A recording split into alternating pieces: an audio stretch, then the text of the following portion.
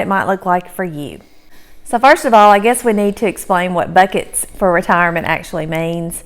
You may have 5 buckets, you may have 10 buckets, you may have 1 bucket. We've got 3 buckets right now. Let's make it simple. Let's just keep it with 3. Yeah, we're gonna explain what we're doing. And again, we want to preface this video by saying we are not professionals.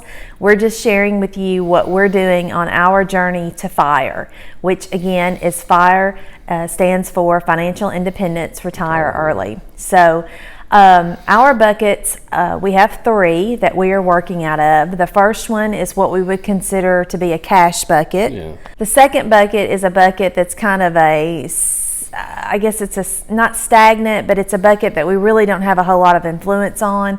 And we'll explain what these buckets are later on in the video. And the third bucket has to do with our retirement investments. Yeah. So let's look at the first bucket first, which I said was cash. And cash is a little different for everybody. So tell them what is in our cash bucket right now. I mean, basically, cash is going to be one of them, but I mean, it could be our emergency fund. That's what we're using. If the stock market was to crash or anything like that, we have liquidity or whatever, however you want to say it, is cash on hand.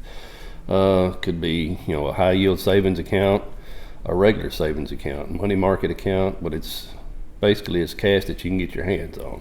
Yeah, something that you don't have to wait. Some people use CDs. Russell mentioned high yield savings account. That's something that we're looking into.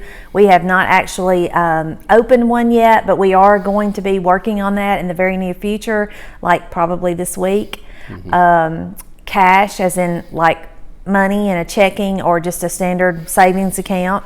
Tucked under your mattress or whatever you choose to do with it, cash. Yeah, well, and you also said the CD a while ago. A lot of people I've been researching, listening to, they call it a CD ladder, where you stagger them, where you're drawing the gain, at different times of the year.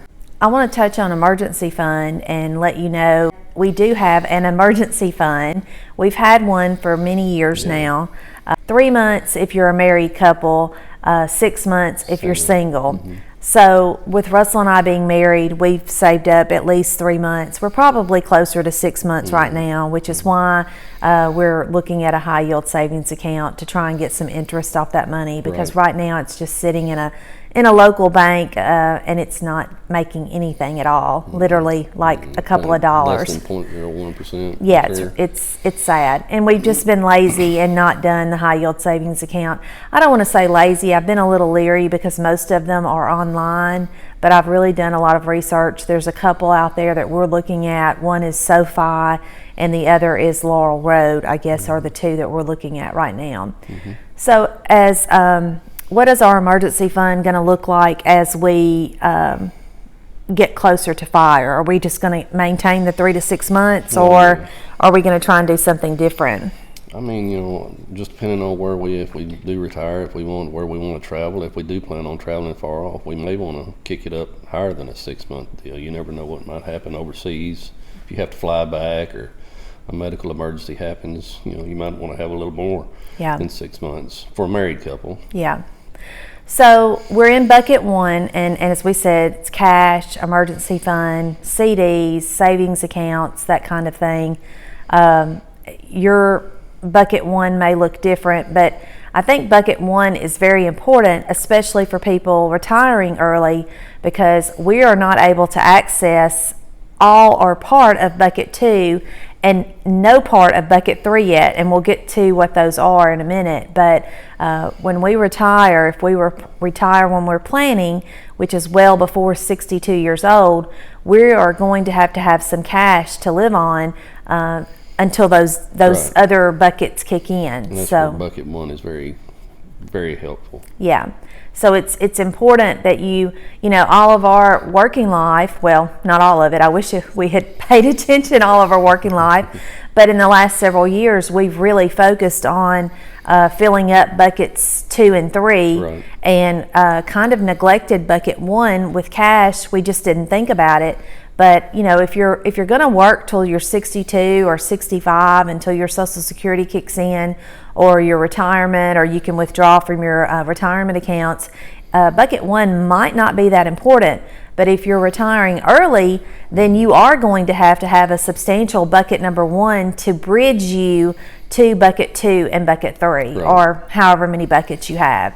So if you're in your 20s and you're not going to retire early, you don't really have to worry about it that much. But we really do encourage you to do that emergency fund. It's very helpful when air conditioner unit goes out, Water or heater, water heater, car or repair. car repairs or whatever go, and you need that cash on hand, and you don't have to worry about pulling out a credit card or borrowing it from family or whatever. So Going that's back in very debt, helpful. Yeah.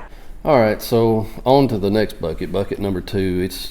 We would classify it as money that we really can't, change what we have in there, and it may look different to you. Like I said, this is just what we've got. One of the examples would be my pension from where I retired. Your pension, Social Security. I mean, granted, you are able to change it in your working career by the amount of money that you're making, but for the most part, the government tells you how much Social Security you're going to have to pay in based on your salary. We don't have that choice. Your company that you work for, if you have a pension, and many people don't even have a pension anymore, so if you've got a pension, that's a plus. The one thing that we are looking at is, I've also mentioned in a previous video, I'm 4 years away from a pension in my job, and that would even be taking a penalty, taking it out early. But we're looking at me maybe not waiting the 4 years and foregoing the pension.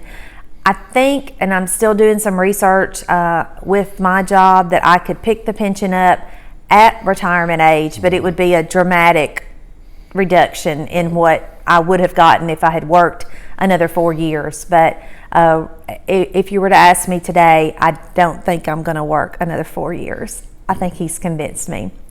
Bucket number 3 is basically a bucket that you do have a lot of influence on. Yeah, and that's retirement. I mean, that's your retirement accounts that you're going to be investing in, whether it's your 401k, IRA, you working with the feds, a TSP, a thrift savings programs. I could tell you, and I've told a lot of 20-something-year-olds in our family, the sooner you start saving, the better. Don't wait. Start today. Pay yourself first. And, we really kicked our contributions up in our late 40s. Yeah, in order to catch up. But if we'd, like you said, started earlier, the beauty of compounding interest, the younger you start, the better off you are. Yeah.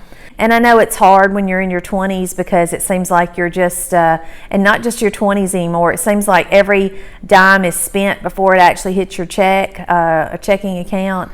But I would say that makes it even more important, because we don't know what, 10 years down the road is going to look like. But, if pay yourself first, I think that's the easiest way to sum it up. It goes back to one of our earlier videos when we're talking about making a budget. Pay yourself first. If your company offers a 401k and you haven't checked into it, please do that. Do that tomorrow if you're not able to today. See what they're offering. See what kind of match that they give you at work or whatever, and at least put in whatever they're matching. At least try to get that much out of your check into whether it's 5%, if they're matching 5%, put at least 5% in. If your company offers 5% and you're not up to a 5% match, and you're only putting 1% in, then you're walking away from 4%. You're just leaving that laying on the table.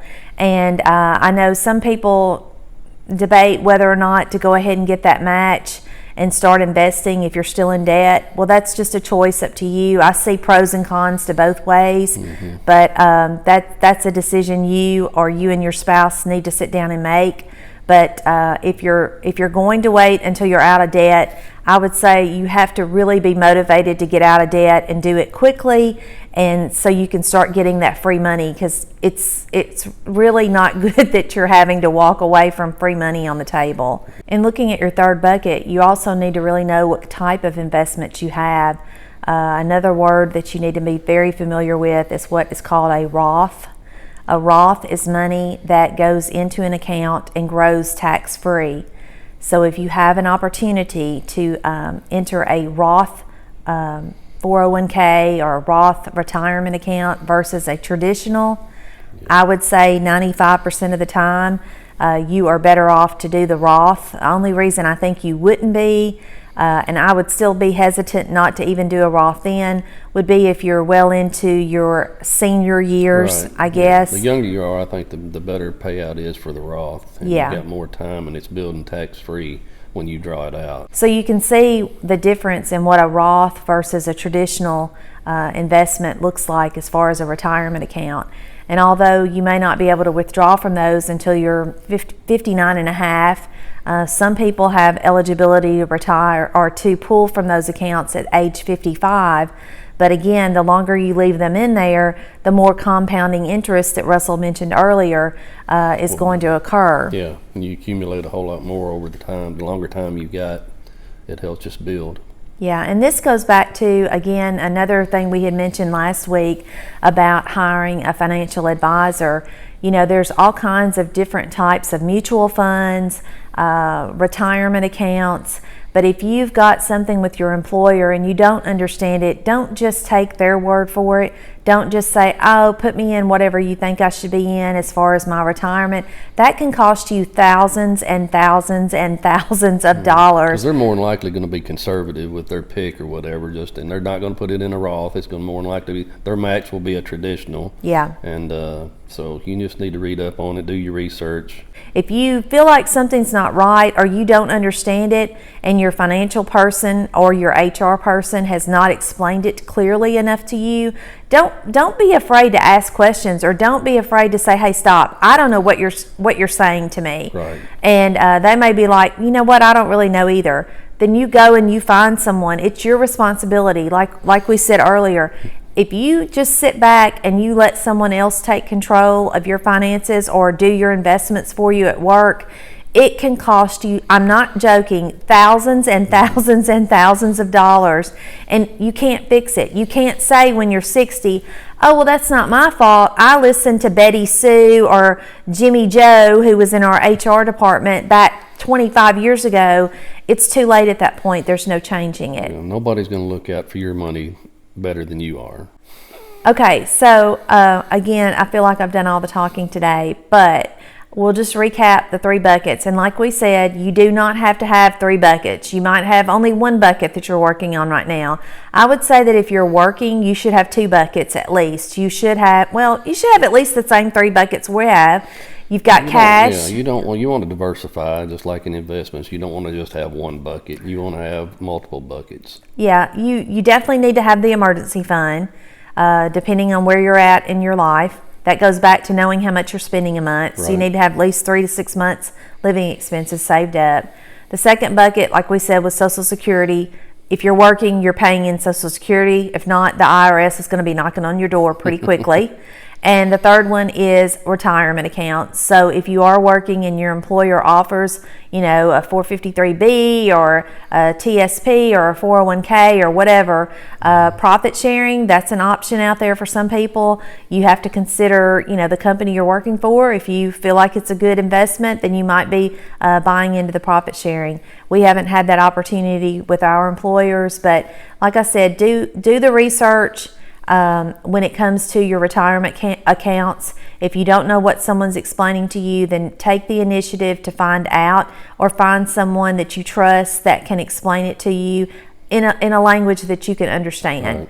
So sit down, look at your buckets, work on them. Like I said, with our cash bucket, that right now is the one that we're really focusing on, and it's going to be a pivotal part of our being able to retire early. Right. Because if we go early, we're not going to be able to access buckets 2 and 3. Now, bucket 2 does include the pension, and we have mentioned that Russell is drawing a pension right now from his first retirement. But I will tell you, it's not enough to live on. It's basically just paying our insurance premiums. So it's not anything that we could retire on for sure. So we have to have that number 1 bucket, the cash bucket. We've got to get that loaded up substantially more than it is even today in order for us to be able to walk away from our current employers and to say that, okay, we feel like we're secure enough that we can get us through this bridge period, and our bridge period is going to be from whatever day we both retire. Like I said, I'm 53 right now, hoping to retire by the time I'm 54.